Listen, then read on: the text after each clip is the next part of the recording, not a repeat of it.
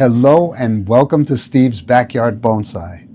This is one of my Ginkgo biloba, and today I want to get it pruned down and ready for going to sleep for the winter.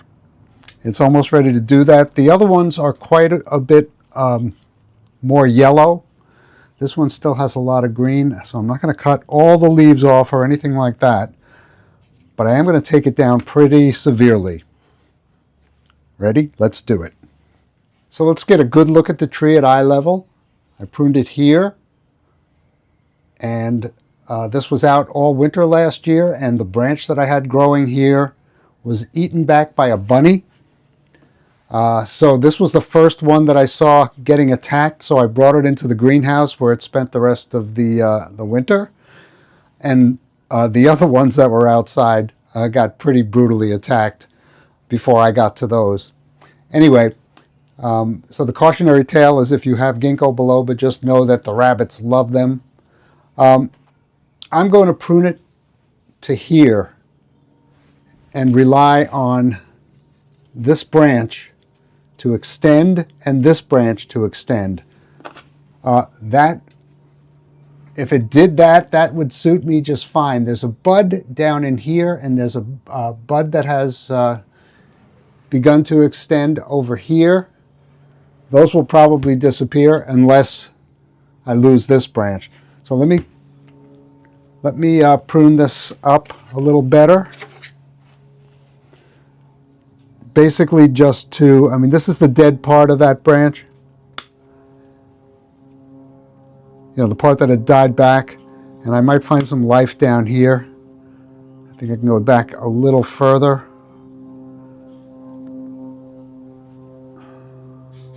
And this is already starting to roll over. All right, let me get some rubber cement on that.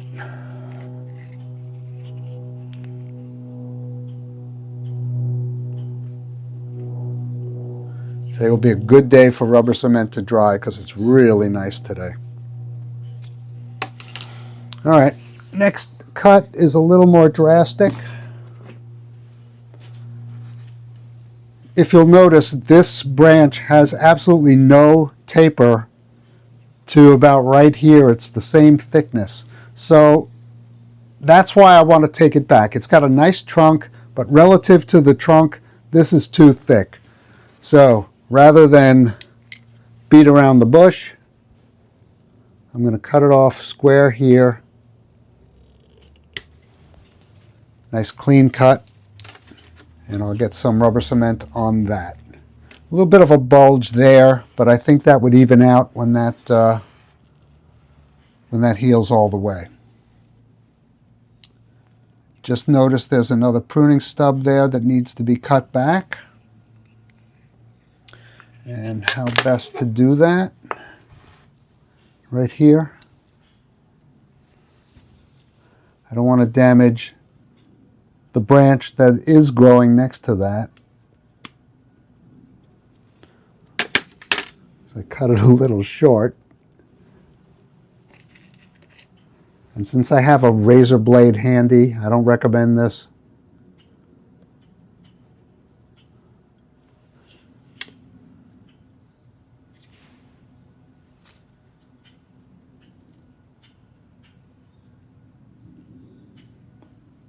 There's only a tiny bit left. Now that's a very clean cut.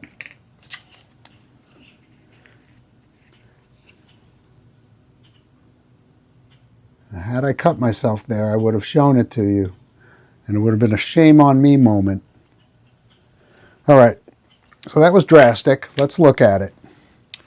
So I've got to complement it on this side, which is a younger branch. This only grew this year, so it's not very woody. The one that died was starting to get a little woody. This probably makes sense. If I get a branch there, I might get one here, but more likely I would keep this one. And that's what I'm going to do.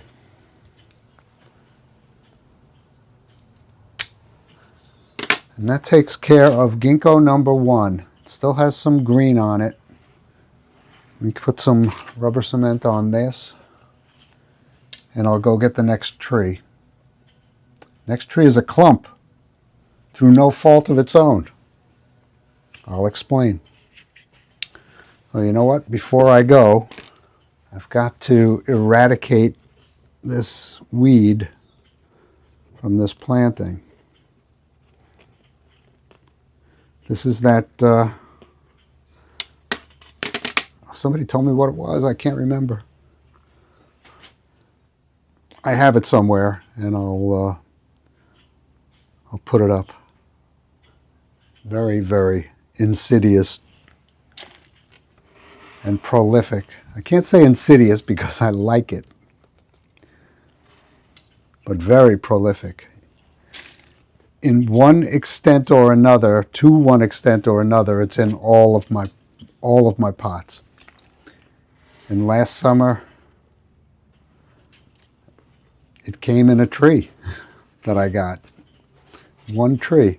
And I was very intrigued by it because it was beautiful. Now it's everywhere.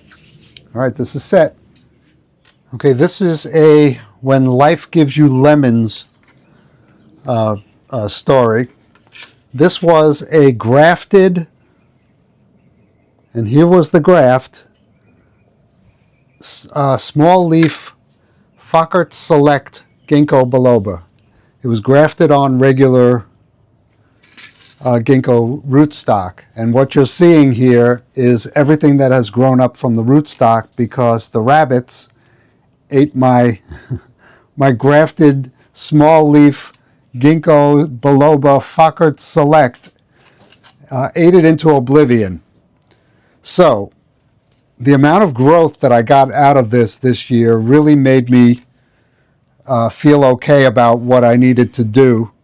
This, by the way, is in a very shallow pot. I have a plate in here at this level, so the depth of this pot is only right here. So maybe I've got a decent root base starting. But as I said, it was a grafted root base, and I never really wanted to show it because it looked, you could see the graft so well on it. It just didn't look nice any way you looked at this. So I'm not upset, or I'm not upset anymore. After I've seen how the root base has recovered, and I think I might have the makings of a decent clump style tree someday, or at least that would be the lemonade part of this story. So let me finish cleaning this up, and then I'll come back and we'll take our next step. I'm seeing some things that make me think I've got a long road ahead. Okay, let's take a look at the base of this, and in order to facilitate that, I'm going to cut these lower leaves off. I don't see any buds, and I don't think buds down that low would do me any good anyway.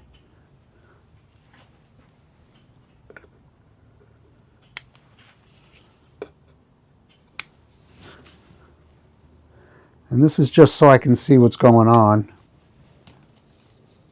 I mean, this is a very vigorous root, and it always has been. Every year I had to cut back the grafted root, the stuff that was growing up from the grafted root. It was always very healthy.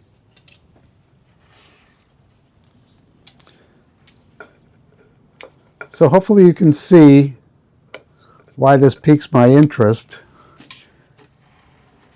and why I think I want to try and have a little sunny ending to this tragic tale.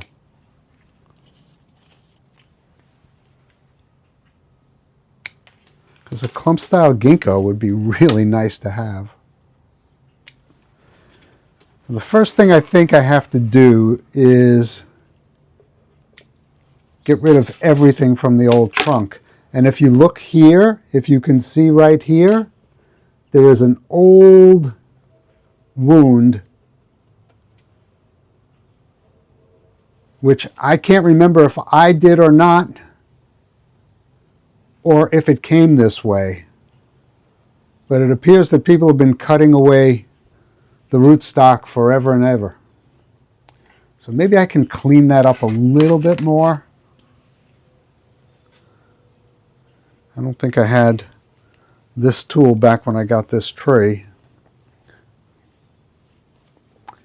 This should allow me to go a little deeper. But at this point, this might be a Dremel requirement. Let's leave that as it is. I mean, that may end up being the back end of this clump. If I can cut this out cleanly, and then we'll see if we're going to keep all these trunks or not. So what do I got? That'll be able to do that. I've got to be able to reach down and get as far down as I can. I have a larger radius cutter. Hang on. All right. And maybe I've got to take some bites. Yeah, I do.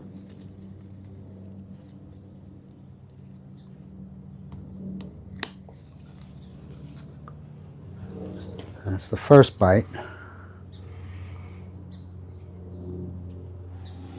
I wonder if I can get down there with this.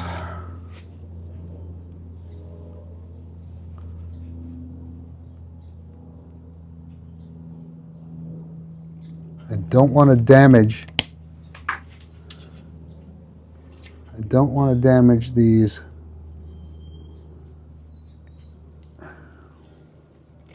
If I can help it. All right, that's getting there.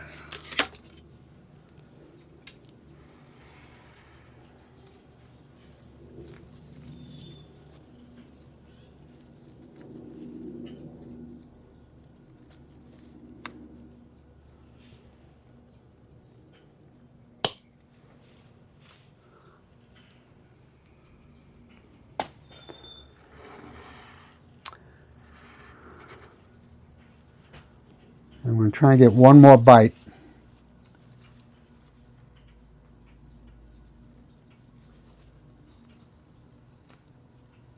That one would damage something.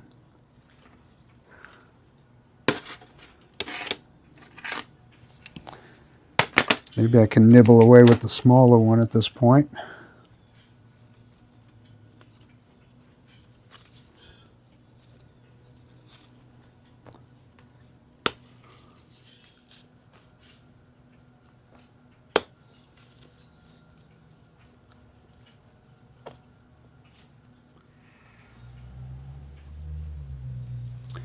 I don't know if I'm going to be able to make that disappear.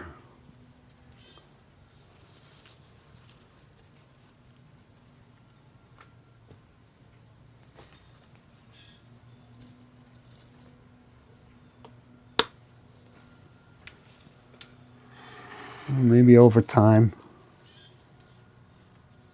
I think a couple more low leaves coming off here might help. Yeah.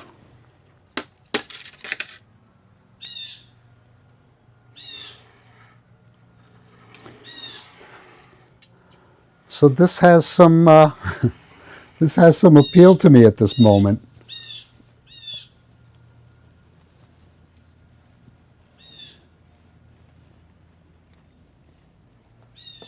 And it didn't earlier.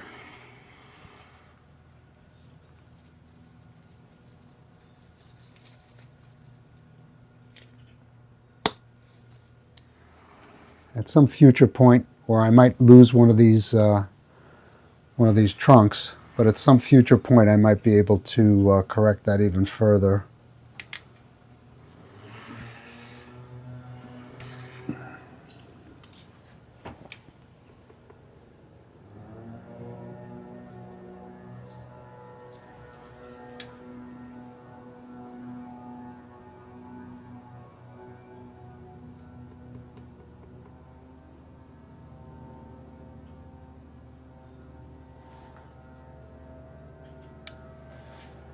So it's been in this pot.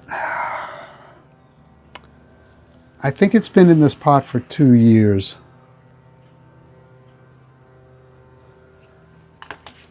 And as I mentioned before, it's a very shallow pot. So I'm very anxious to get it out of here and see what's going on. Let's take a look at these branches. Branches to these trunks. None of them have branches.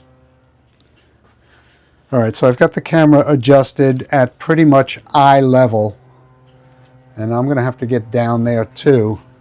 I want to look at what is the most dominant thing coming from this root base. And I would say it's these two trunks right here.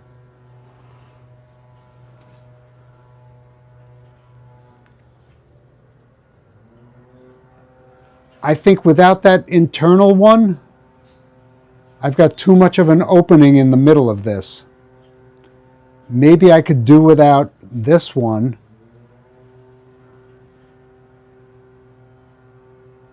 See, this is going to be the biggest decision I make. If I keep both of these, do I need this outside one, or do I keep both of these and take away this guy? In a couple of views, this trunk is obscured by this one, and you might be in that view right here. I think you are. See? This trunk is obscured by this one, if this were the front. Whereas you can't do much to obscure this one, except, and this is just not an ideal front right here.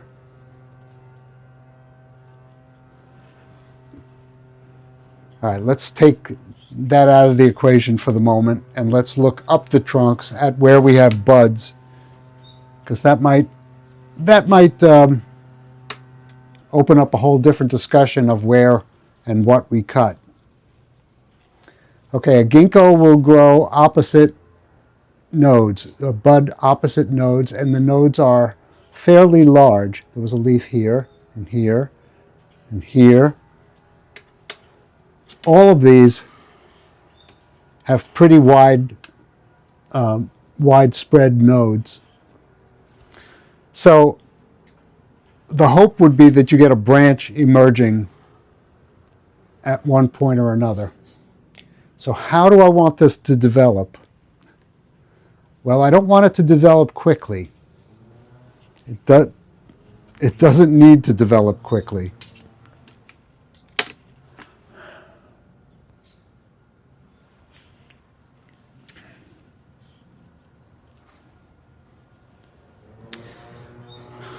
But I think I need to choose a front.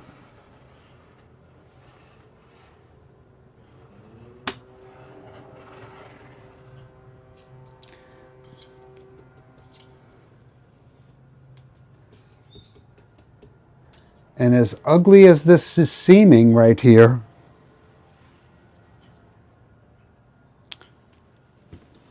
this seems to be the front. Things may change when I take it out of this pot. In fact, things will change when I take it out of this pot, but I don't know what those changes need to be. And today I just need to prune this guy up. I'm just going to take the tops off of everything, and I'll keep these two the longest. These are the most dominant trunks. This one isn't as dominant because it's in the back, so I'll take it down a little bit. This one can come down even further, but I'll take it to there. There is a bud there. And I'm doing this on a merry-go-round basis, looking for where the buds are. So this one, my only outward-facing bud is there. It's not a very good bud, but I've got one there that is going outward. So this is back, and this is to the right. These are some close internodes here. And I think I want to cut it to there. And I probably want to come down. This is the problem one. I have a bud on the inside here that I do not want to encourage. I want to encourage growth in this direction. Here I can come down. These two, these are dominant trunks. I think I want this as an asymmetrical triangle, with this being the apex of the triangle and most of this coming down in this direction. At least that's what the buds are showing me. So these two will start to compete with one another unless I have one branch coming this way and one going that way. So the one going that way is here, and the one coming this way is here. So now this guy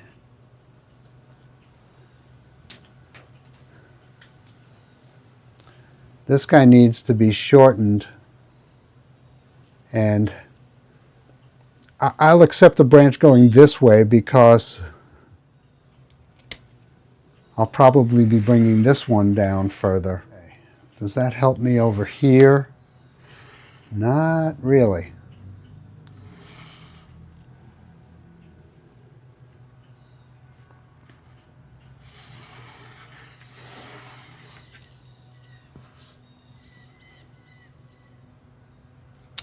I think this one is okay.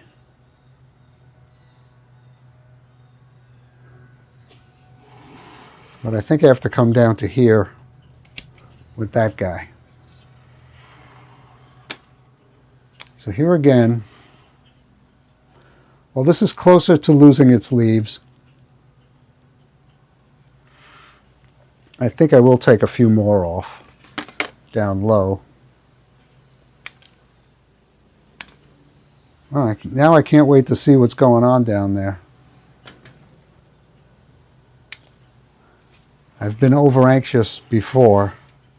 This isn't ideal here.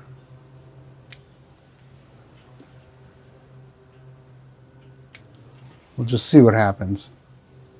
I'm just removing the leaves. The buds are still there. The leaves from the stems down low.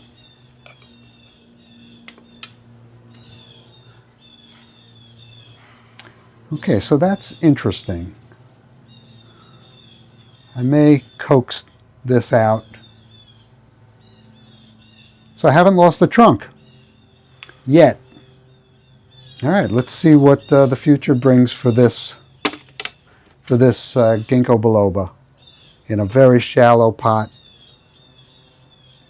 This might be a rags to riches story, or a rags to further rags. This one has an interesting story.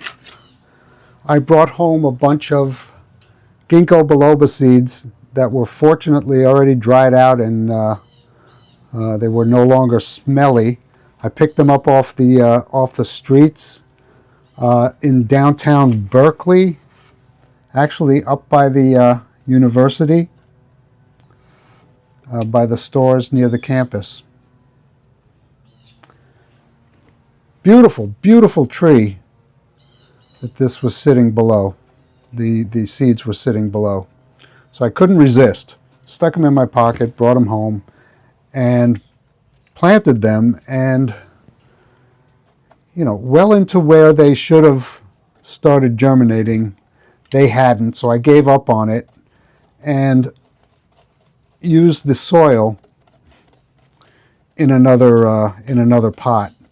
And lo and behold, and totally by surprise, this ginkgo came up. So this is my Berkeley ginkgo, which I thought was a goner. A little bit of a stub there. I don't remember if this one got attacked by rabbits, but it's developing a nice base.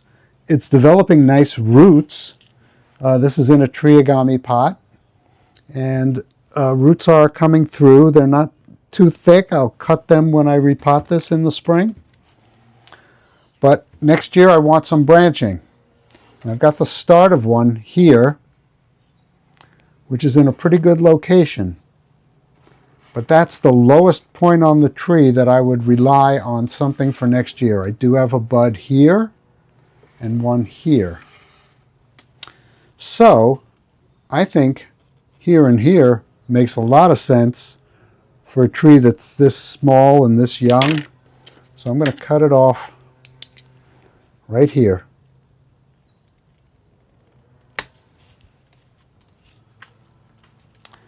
And you can see the beautiful yellow color on these leaves. These are about to fall. I give it 2 days and they're gone. All right. Let's get a little rubber cement on that end cut there.